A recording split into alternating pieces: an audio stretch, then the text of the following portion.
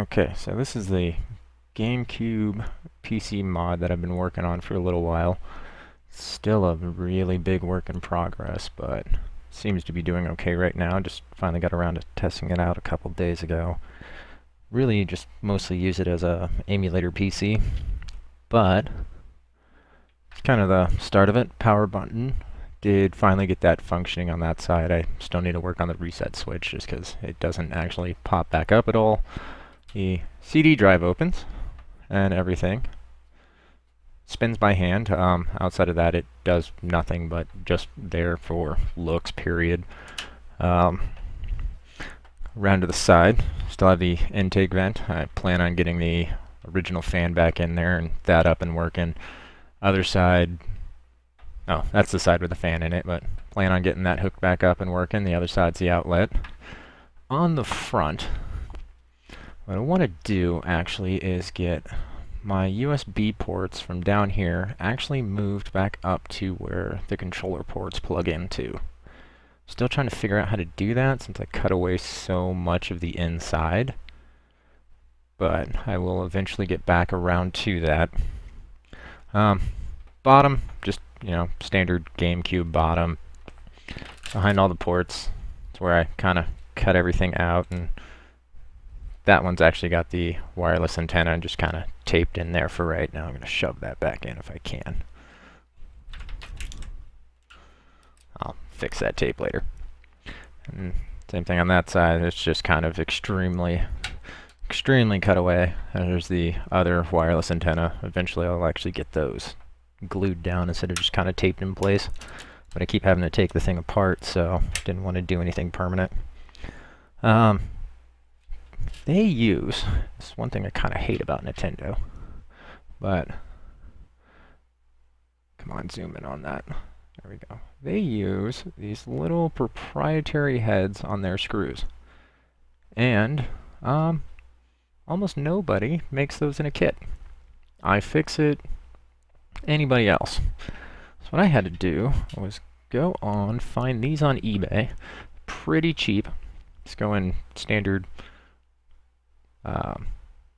pretty much hex head, but it has, come on, focus. It has their little proprietary bit on the end of it. I know the GameCube uses it. I think the 64 used it as well, but I'm not 100% sure. They might have used the smaller one. It comes in a kit of 2. I think I paid like $5 shipped. But that's besides the point. I said, USB ports on the front. They're kind of really ugly right now. Believe it or not, they're just super glued in place. Blacked them out with a Sharpie, of all things. And then around on the back side, which eventually I will get the rest of this cut out and actually get the power functioning actually back into that port. So I'm going to desolder that from the board, run wires up and run it to there. Cut the rest of this out and actually get a 3D printed plate in the back for all of the ports. But it's just a standard Intel NUC board. So you have your 19-volt power, mini DisplayPort, mini HDMI, the gigabit Ethernet, and the 2 USB 3.0 ports. The inside of this thing is still a hot mess. Oh, go ahead and get the top off of it, and actually, just to show you the underside, like I said, it's just kind of there for looks. It's all glued into place, no screws left on it, but just kind of, if you go through and you pop it open, it actually still looks like something. I wanted to put a regular drive in there, and I realized it's not going to fit. I'd have to take out all of the buttons, everything else, and so I was kind of a little disappointed in that, but the power button does function. Oh, back on this side, like I said, I'm going to get the actual cooling fan put in. These wires right here are the ones that come off of the board and go up to the actual power button itself that does turn this thing on and off.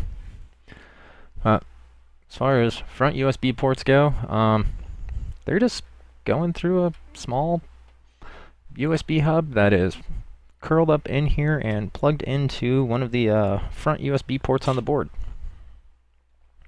Fortunately, it's a little hard to get out of the way. Let me unplug my other ones here. But there is, if I can get stuff out of the way in my hands, that's just your standard Intel NUC board outside of the NUC cases. Cooling fan, everything's down on the bottom. Cut away a lot of the bottom so that way it actually gets airflow underneath it. But yeah, just RAM 240 gig SATA drive. These are, the front USB ports are actually just two 2-port USB 2.0 hubs. I ripped apart, electrical taped around them just so, you know, electronics don't touch anything metal on them.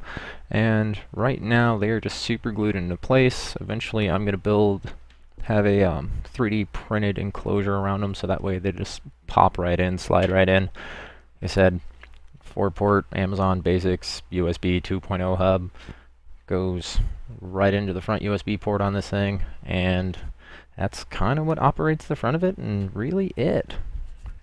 The only reason why I used USB 2.0 on those ports instead of the 3.0 is I already have the 3.0 ports on the back, but everything that I'm plugging into the front is all retro controllers, all USB retro controllers.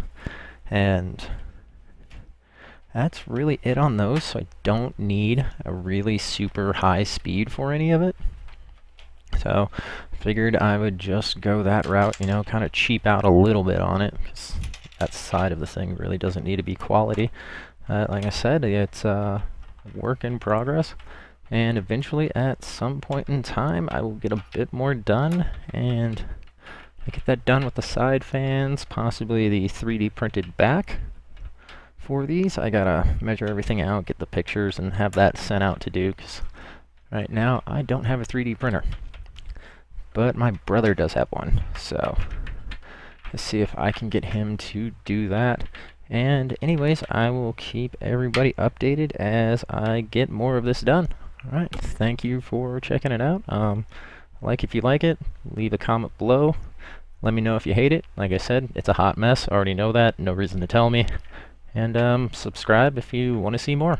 Alright, thank you.